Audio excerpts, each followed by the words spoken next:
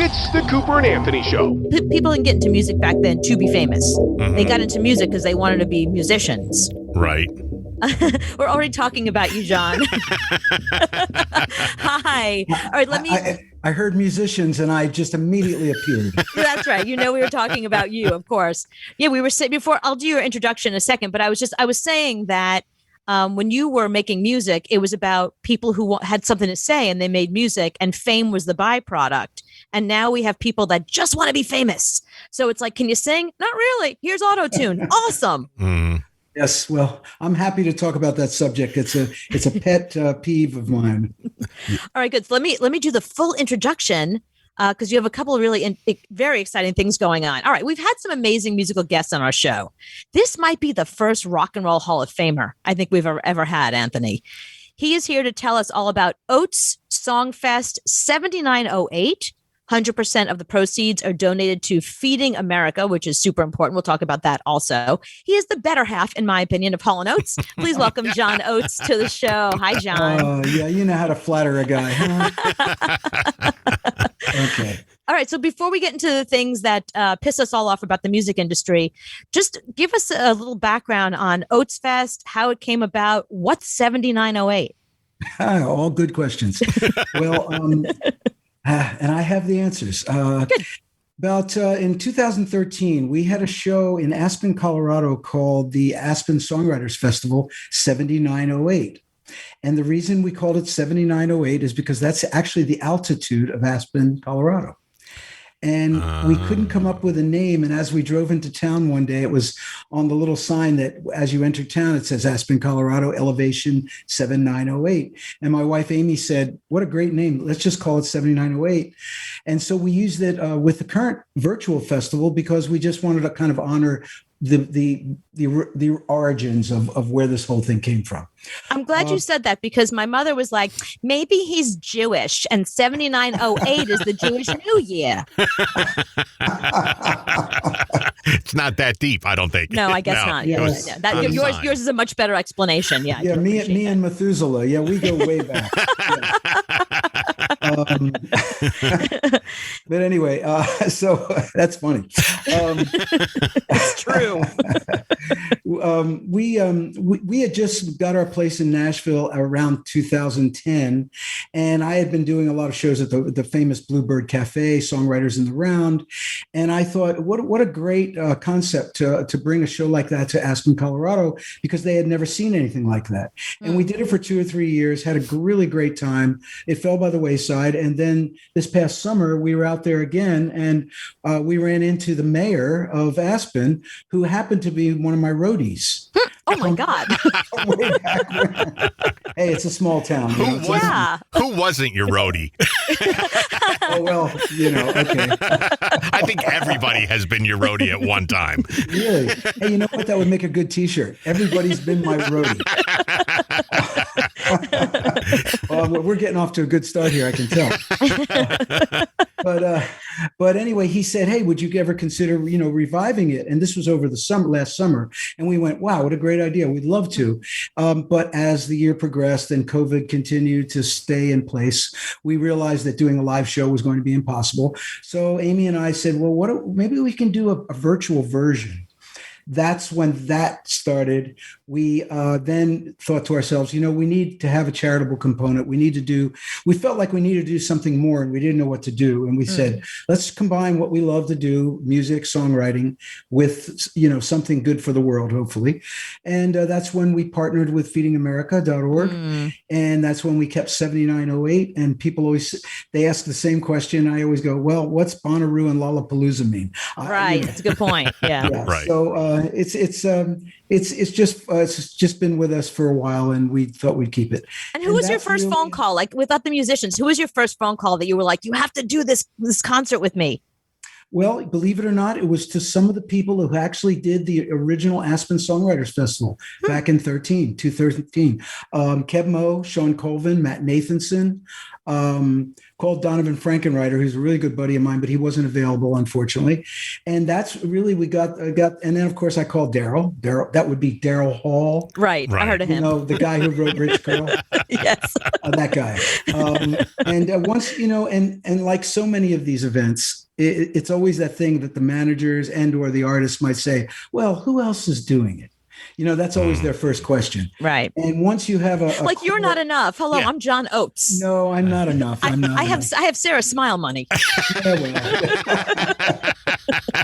Let's put it this way. Since I'm and Oates, I guess I'm almost enough. You're still 50 million records. It's still a huge number. But so anyway, you know what? This is way funnier than I thought it was going to be. Thank you. No, it's excellent. I thought maybe on Friday night everybody be kind of like, we're chilling. It's Friday night, But anyway, this is us. So chill. Daryl signed on, and Daryl and I had a great, interesting conversation. He said, "Well, what do you want to do? What's going on?" I said, "You look, man, this is a chance for us, both of us individually, to do something that's not our big hits. Every time we play together, it's always about the big hits. And, thank you, Lord, we've got them and everybody's happy.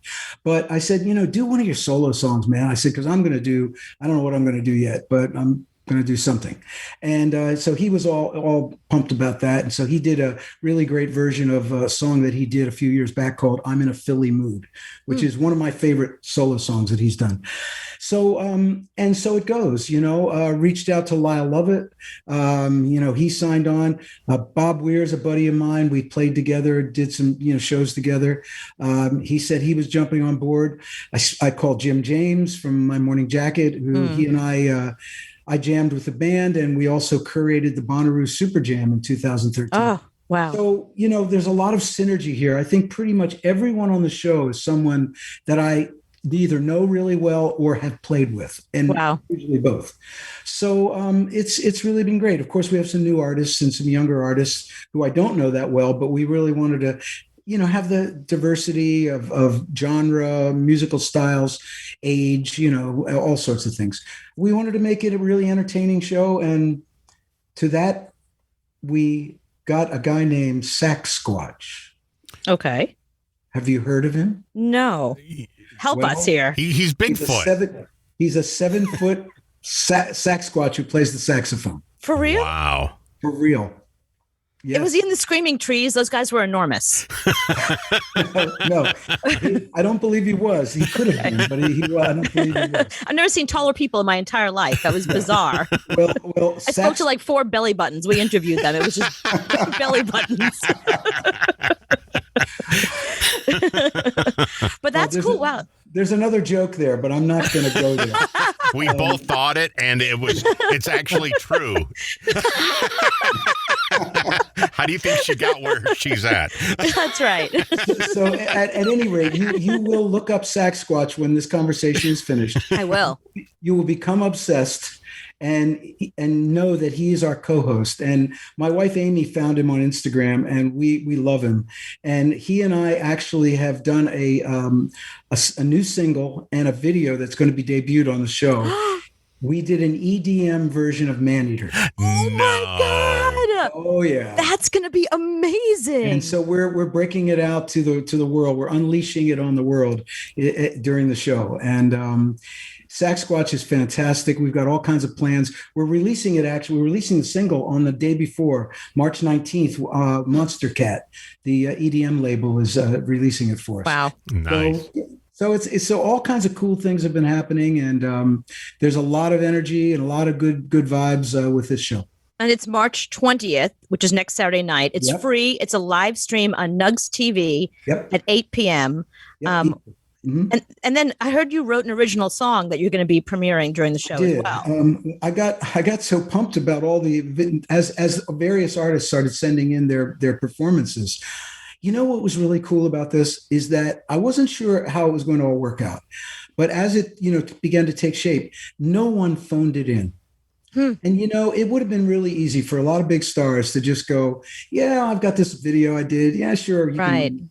But no, a lot of them went out of their way to do an original thing. I mean, some of them, of course, played, some big hits like Michael McDonald did Sweet Freedom. Darius Rucker played Wagon Wheel. Wow. That's so cool. They're playing like really cool songs, but everyone really went out of their way to do something creative and really awesome. And so when I saw all that, I said, oh shit, I better step up now. Sasquatch isn't enough. You better write something new. EDM version of Maneater is not enough. Yeah. Right. So I did write a song, and since it's my show, I've made it the closing song. I figured, but it's actually a song called Sonny Terry and Brownie McGee, and it was inspired by the great blues duo Sonny Terry and Brownie McGee, who had a very contentious relationship. They were together for 40 years, and I could see a lot in them. Not that I have any issues with Daryl, because we're actually really good friends, but just the dynamic of a duo is a very interesting concept. Everyone's always kind of fascinated by it, but at the same time they needed each other, and I thought that's a great metaphor for the fact that the world needs Feeding America. The world needs some kindness, and that's what hopefully this show will bring about. I like that you chose Feeding America, because who can argue with that? I mean, it's not political. It's not something that's going to tick anyone off. It's something that everybody can get behind, So I think that was a really good choice. And also we really vetted them because we didn't know, we had contributed to Feeding America personally over the last 2 years, but I didn't realize how bad the food shortage and the actual food insecurity issue, with 1 in 10 families not being able to put food on the table, and millions and millions, and it's actually getting worse. Feeding America is such a great organization. They over 98% of the money that is generated goes directly to the food banks. Oh, wow, that's great. In administrative costs, which for a charitable organization is that's really incredible.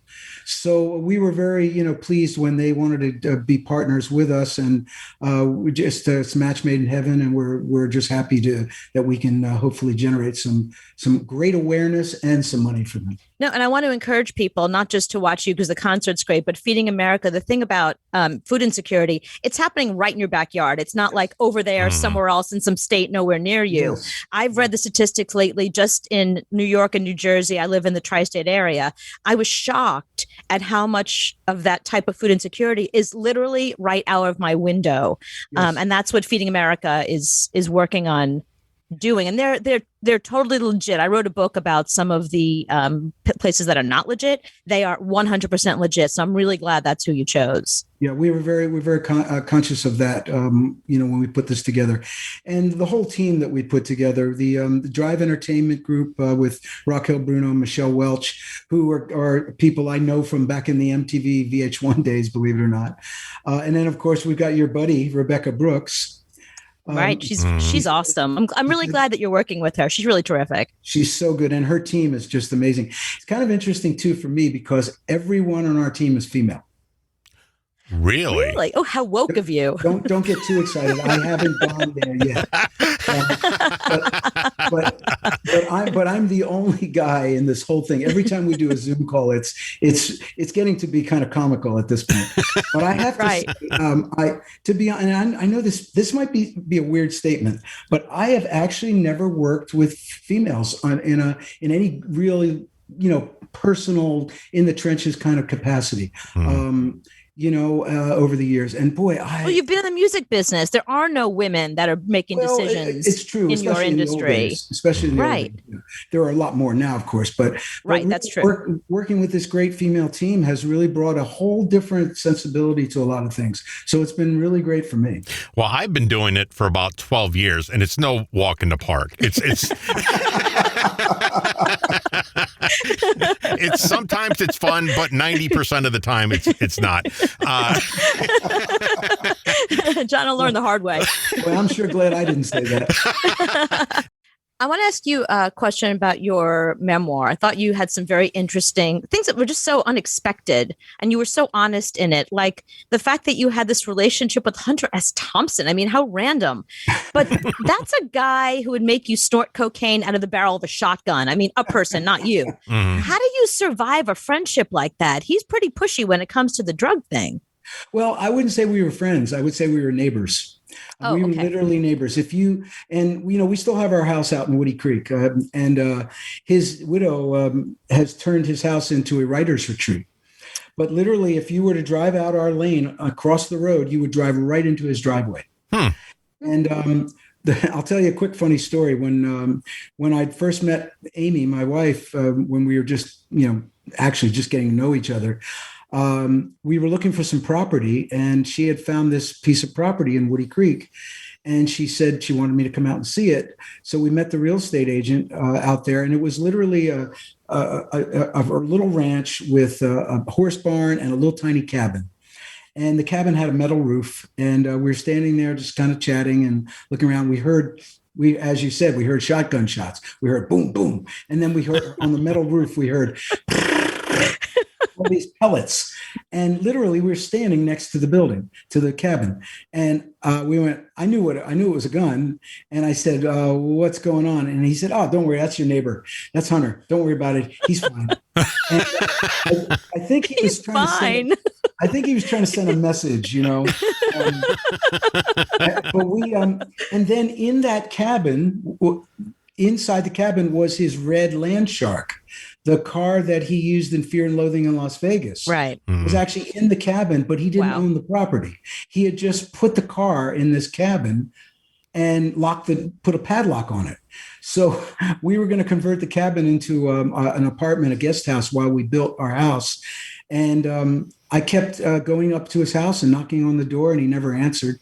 And the keys were in it. So I jump started it, started the car, drove it up onto his lawn, parked it directly in front of his door.